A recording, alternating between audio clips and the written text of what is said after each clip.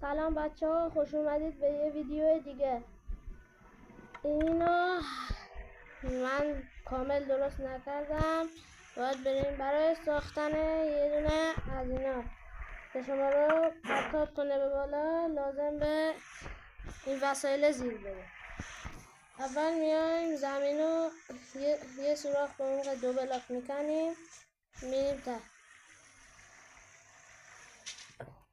بعد اینا رو به صورت اینجوری میکاریم اینجا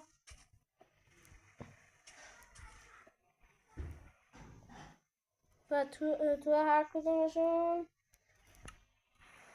از اینا میذارید.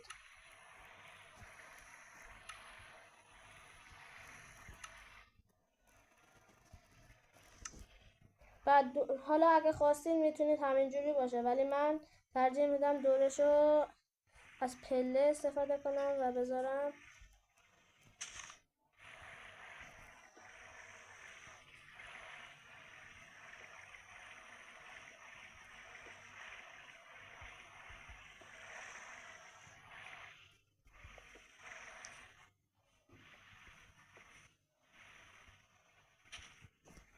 بعد یه دونه هم از اینا میشینید میذارید اون ته، میرید داخل.